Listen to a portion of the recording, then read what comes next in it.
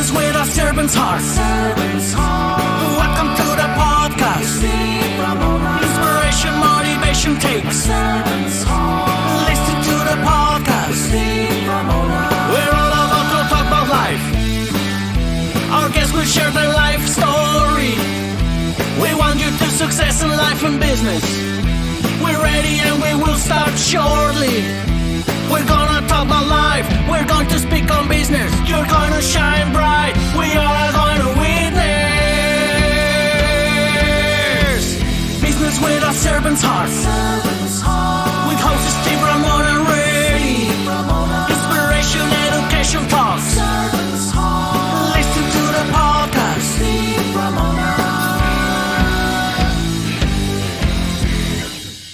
One. Welcome, everyone, to Doing Business with a Servant's Heart podcast. I'm your host, Steve Ramona. I am so fired up to have you join us today. Got a great guest today. I know I always say that, but before I call it the green room, we were talking about how powerful she can really save companies.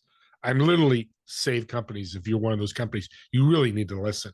We dedicated this podcast exploring the idea of doing business and living life with a purpose. That purpose is a servant's heart. Think about how you can approach your work and your lives with that servant's heart, but more importantly, what difference can you make? And the show was created to motivate you, inspire you, and educate you to make an impact in your world. If you're not focusing on that, that's not part of your purpose, start today. And while you're listening today, I want you to think about how you're going to serve yourself and serve others and what impact you create today. And the word is today. Listen to my incredible guest and go out and serve somebody today. Guarantee you it's like Christmas morning. You're going to love it. And I want to thank my incredible sponsor, Pantheon Alliance. It's a community of thought leaders with high income, successful business owners and entrepreneurs, and they're from very diverse industries. What they're building is a community to impact and change the world. If you want to be part of this community, I'd love to get you information on that. Just reach out to me and we'll do that. With that being said, impact and change in the world. Well, CEOs are important. And I've talked to many companies over the last 8 weeks that don't have a leader. You know, the founder is not always the CEO. I've learned that over my many guests, and we're going to learn about that today. So why not bring in a CEO for 3, 6, 7 months, 8 years, whatever that is, to help right the ship or move the ship forward? That's what we're going to talk about, plus much, much more. I want to welcome to the show, Deb. Welcome. Hey, thank you so much, Steve, for having the opportunity to speak to your audience and talk about things that are near and dear to my heart, servant leadership, and all that comes with. Thank you so much. A CEO with a servant leadership is a successful CEO, I say. Just my thoughts. Audience, you can critique me if you want. Let's talk about drop-in CEO. I told you before the show, I just love that phrase. How did it come about? What does it really mean? So thank you, Steve, for that question. I get that question a lot, and it's really kind of a dumb thing happened. It just fell out of my mouth, the drop-in CEO during a podcast interview. I was being interviewed in the early day of starting my business, and the host asked me, he said, Deb, what is it that you do? And trying to find my elevator pitch and sharing what I do, I said, well, I'm kind of like the drop-in CEO. I drop into organizations, assess the landscape with the senior leadership. We solve the business issue, but also elevate the talent for a lasting impact. And so we finish up the rest of the interview. We go offline, and he says, Deb, where did you come up with the drop-in CEO? He said, it was brilliant. And I'm saying, I don't know. It just came out of my mouth. And then I realized I was channeling this leader for when I was in mid-career, part of a pre-IPO company. We were in trouble. I was the head of quality, and they dropped in a CEO. And I remember how he made us feel. He rolled up his sleeves and partnered with myself as the head of quality and the VP of operations, and we solved the business issue. They showed us a few new tricks and elevated our confidence to be able to lead the ship into an IPO. And when we were getting ready for IPO, they pull him out because he had done his job. But I remember how he made me feel. They popped in new people for the IPO. And that's where the drop-in CEO comes from. It is the way that I and my business operate. We will drop in, hopefully not in crisis, but at a transition point for a CEO for a company. And we'll jump right over, we'll run into the fire together, partner, and solve the issue. But I clearly believe it's about helping that C-suite leader, that leadership team change their mindset, change something, change the playbook. Or they need to elevate the capability of the people. So that's how the drop-in CEO brand came. It took me 6 months to own it.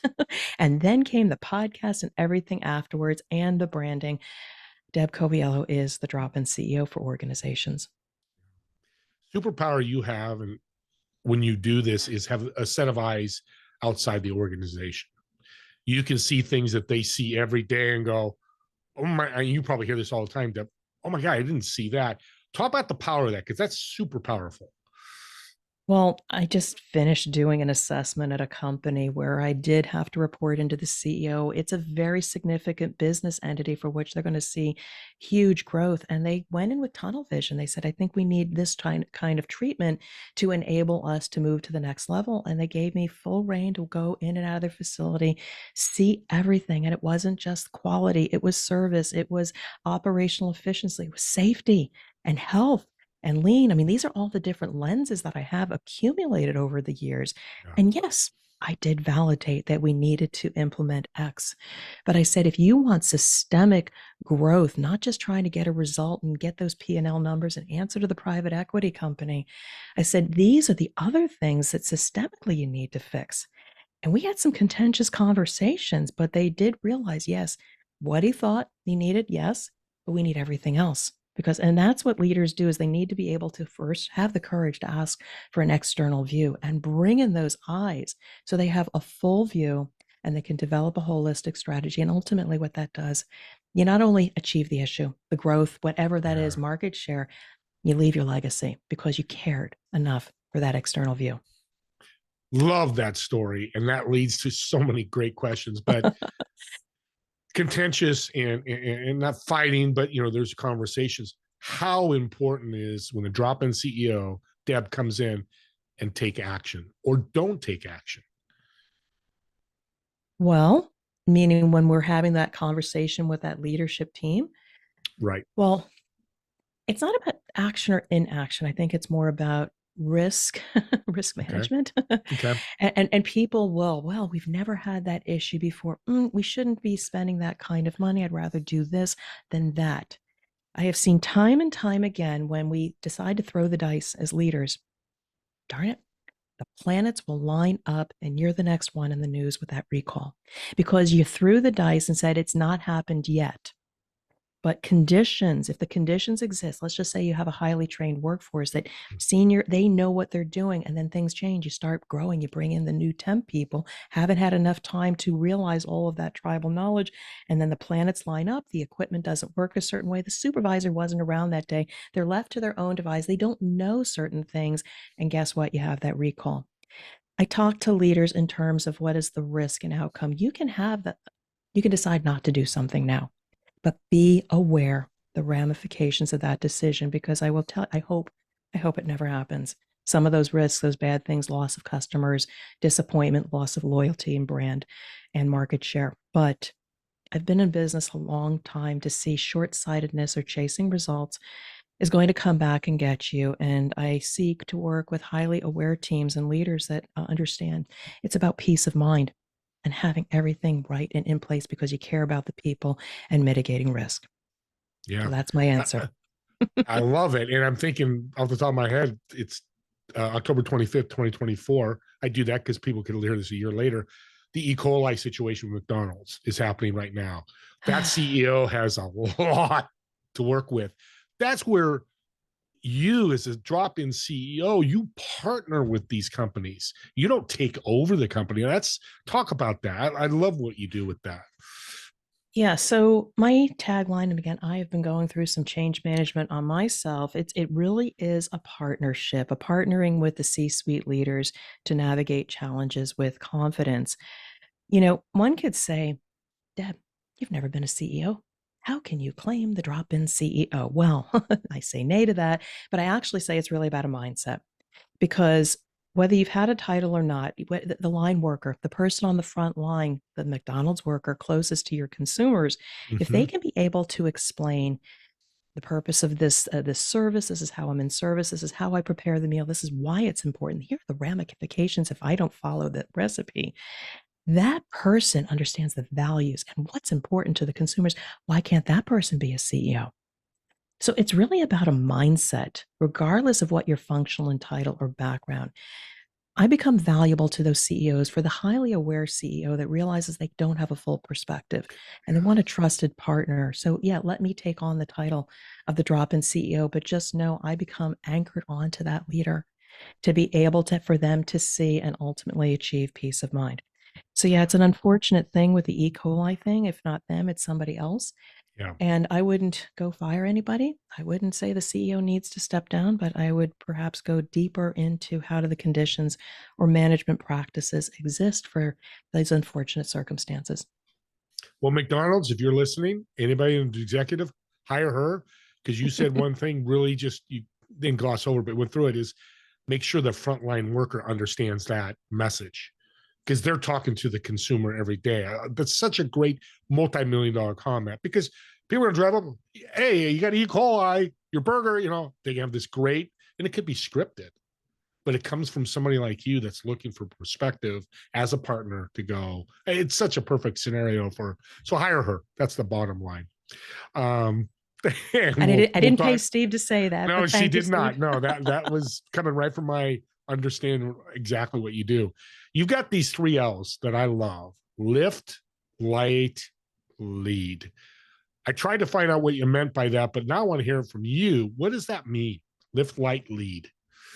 So my advice to others, if you got a crazy idea or you're thinking of starting an entrepreneurial journey, never throw away the napkin. Never throw away the napkin that you wrote those early ideas on. And so while I was sitting under the tutelage of another consultant when I first started my business, I was thinking, I'm reading social media, you have to have a brand. You pick 3 letters, 3 words that cover or signify what you stand for. And I wrote down lift, light, and lead. And at that time, I never went anywhere with them. I said, they're kind of hokey. Maybe I elevate people and such. But then I pulled out the napkin, I got a photograph of it, and I realized at the core that's who I am. So when we think about lift, light, and lead, my role is to go into organizations and lift up those leaders, not to say who's not doing the right thing, but shine a light on what are their gifts, their strengths, and opportunities, because it's easier to elevate a strength, work on an opportunity, than to fix people and their weaknesses, and ultimately help leaders be greater leaders. So I go in, I see the forest for the trees, we lift them up, shine a light on their gifts, leverage that, help leaders lead their legacy. So hence media, 3L. 3L stands for lift, light, and lead, which is the core of who I am and how I go into an organization and the lens that I use. Purpose is one of the most important things in a company. Both of our companies, or whoever's listening, better have your why, your passion, or your desire, what you're doing for. How old's that napkin, real quick? 5.5 years. Listen to that, all 5.5 years. That's awesome, because Yeah, people forget that stuff. It's an evolution. I mean, and it's funny. I think one of the things I want to say is leaders, or maybe up and coming leaders, even the CEO, I said, you could write down some things. Oh, they didn't go for that idea. They didn't like that proposal. Don't throw anything away. Hoard that stuff. I've been hoarding stuff for the past 8-9 years because I'm a voracious content creator. I'm a thought leader. And as you can tell, I'm Jersey and I like to talk, but all those ideas have to be captured. So wherever you're at in business, at the top and the middle, save those ideas, because you never know.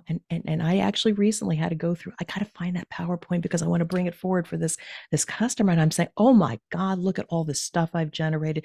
There's the napkin that I wrote those early ideas. Oh my God, I could repurpose that content over there. And you say, oh my God, damn, I'm good. I had these great ideas. So again, leaving your legacy, save your own stuff, because you may be able to pull that out at the right situation, you as a leader, and be able to provide your insights or inspire other. So yeah, back of the napkin and save all that other stuff. Repurposing saves my life. $1 million tip right there. I know a lot of people that don't do that. And I've done a little bit. Now I'm going to do more of it because of you. So I love being a host. I get to learn as well as the audience. So awesome.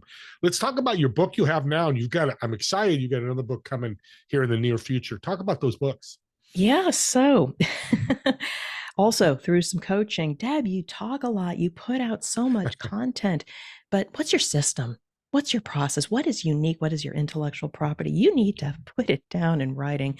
So finally, in 2021, I released the CEO's Compass, your guide to get back on track, because from my experience and what I saw was missing, yes, we can put people, process, and tools in place and fix any problem. Yeah, that's what they tell you in your Six Sigma training. Once you get to a leader, there is so much more about human dynamics. And as I said before, stop chasing results and achieve peace of mind. I had to distill all that into the book. So that came out in 2021. It's got a beautiful cover. It will look wonderful on your desk. It's a conversation piece, but honestly, it's really written towards the CEO. You need to think differently. I wrote the book to them, for them. You need to check your mindset, your leadership style. The old playbook doesn't work now. I'm excited to share. I'm actually now finally recording the audio book, which will come out the end of 2024. So you can hear this lovely voice speak directly to you, the CEO, the CEO's Compass. But Deb's not done yet. I have more insights that I've been curating over the years where I see CEOs go off track. And a part of it also is not just how they lead, but leaving their legacy and how they lead and build up the teams of their people. I was marketing to people, middle leaders, to say, hey, buy my course, buy my leadership stuff. You know you've hit a roadblock. You can't move up in the organization to the C-suite. Well, nobody was buying. And then I realized it's the CEO, it's the key decision maker that says, not only do I want to make sure I got a good organization, leave my legacy, left the other. So the book's name is called The New CEO Playbook. Stop chasing results and start pursuing peace of mind. And there's many facets to it, but a lot of it is if you got a well-oiled workforce that you've invested in and cared in, been a servant leader, there's a lot of things that you need to make sure that they understand in order to carry on the great work that you've done. So that's coming out in 2025. The New CEO Playbook. Stop chasing results, start pursuing peace of mind. Love that tagline. That's a servant heart right there. Or everybody's chasing way too many results. They're being transactional, not transformational. And that's exactly what you're saying. Yeah, that could all be a whole nother podcast episode because it's the demise of most leaders. And I got to understand this. Can you tell us a story? We're coming pretty close. We got a little bit more time of somebody you work with and the results. Yeah, that's my question on my show because obviously Deb can talk, but what has been the impact? I will tell you that fortunately, this leader brought me in not during a time of crisis. Thank goodness. I want to talk to more leaders like that. But the customer requirements were changing. And they had a good business, a family business, second generation. It was humming along. And then the customer said, I need you to do this. It was a quality standard. They had no idea how to implement it. I need you to do this because if you don't, you can't stay on the core supplier list. We'll talk about the livelihood of this company potentially losing income and everything that they've worked for. So they had the understanding to say, I need to find a partner to help me with this. So I was referred to them and I didn't know if I could do it. And here's the thing, I had the capability of doing it, but they said, guess what? We need to get this done in 3 months. And I'm saying, oh my God, it takes companies 12 to 18 months to implement a quality management system. I said, okay, we will figure this out together. Meanwhile, they're deer in the headlight. I'm deer in the headlight as well. How the hell am I going to do this thing? But what we did was it was a very collaborative environment. We rallied the troops. We made it so simple, leveraged what was already a strength and developed all the systems and processes, even some others. But three things came out of this. We got certified after they had one rejection, one nonconformance, and they were so hell-bent on getting that certification. But what we realized was one of your people made a decision that went against everything you're trying to do. They were more in favor of sales and meeting with the customers, and they violated a principle.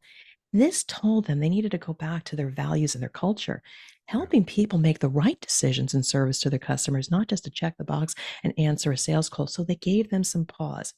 And then along the way, when we were done with this project and they sustained it, they just wanted to say to me, said, Deb, I said, we couldn't have done this without you. You were gentle, you were kind, you navigated us through the process, we achieved the outcome.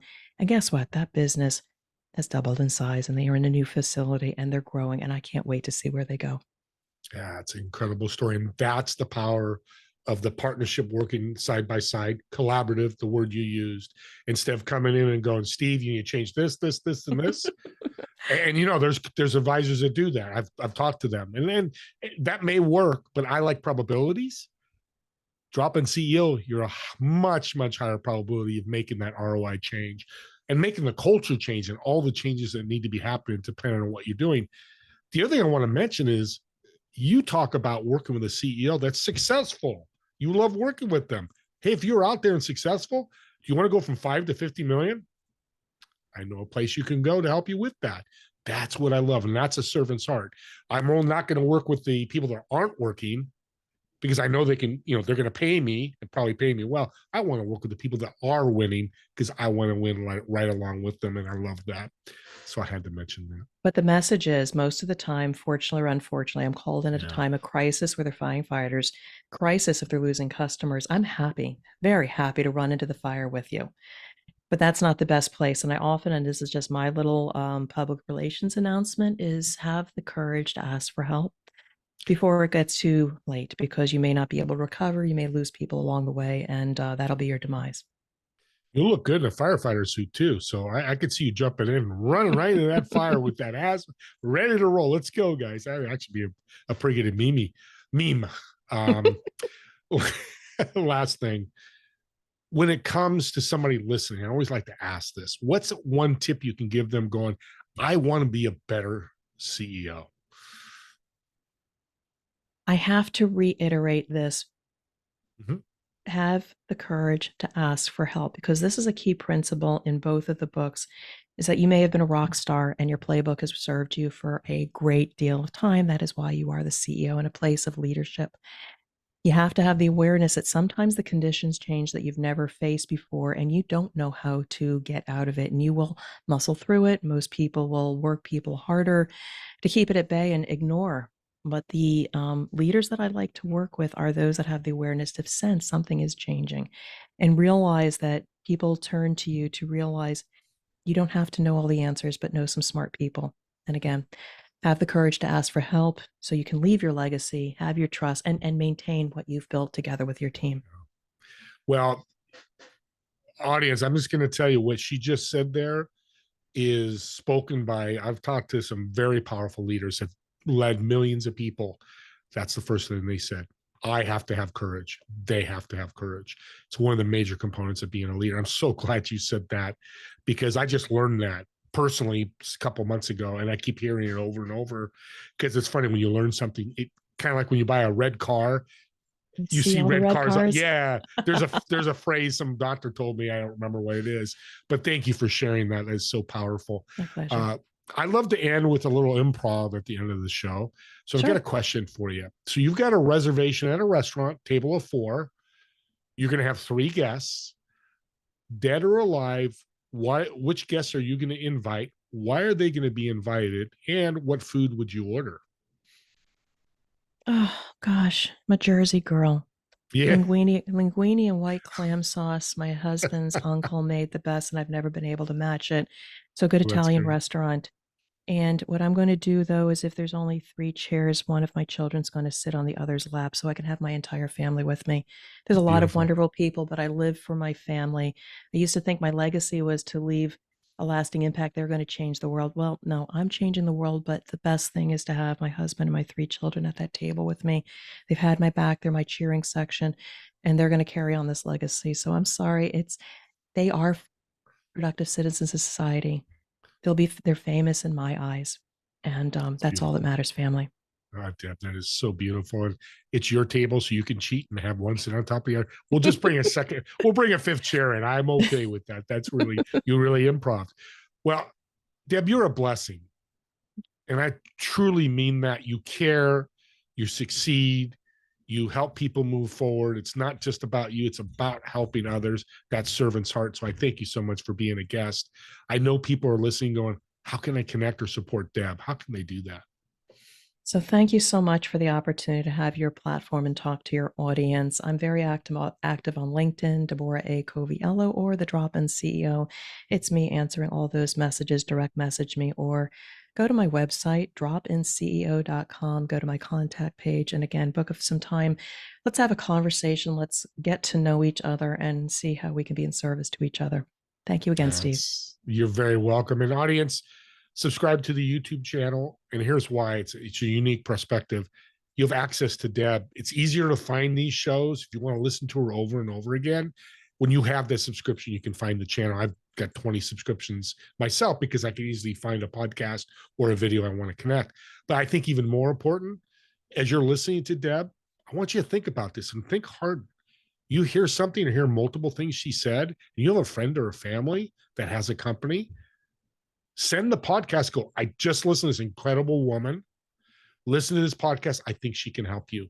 It's such a powerful way of getting that introduction to people. And maybe they're listening, oh, she's not for me. And that's okay. And Deb knows that. That's okay. But what a way to serve people more. And that's why I'm always thinking of serving. Take that link and just send it to them. Or, reach out to me and I'll get you that link as well. That's the power of that. Comment on the YouTube channel, critique the show, because me and Deb know it's about you, the audience. It's not about us. We're here, as I said earlier, motivate, inspire, and educate you. So any critiques and any comments for Deb, I'll make sure she gets them. I have all the information to get to her. And as always, me and Deb want to thank you so much for watching and listening to this podcast. We look forward to seeing you on the next episode of Doing Business with a Servant's Heart. Have a great day, everyone.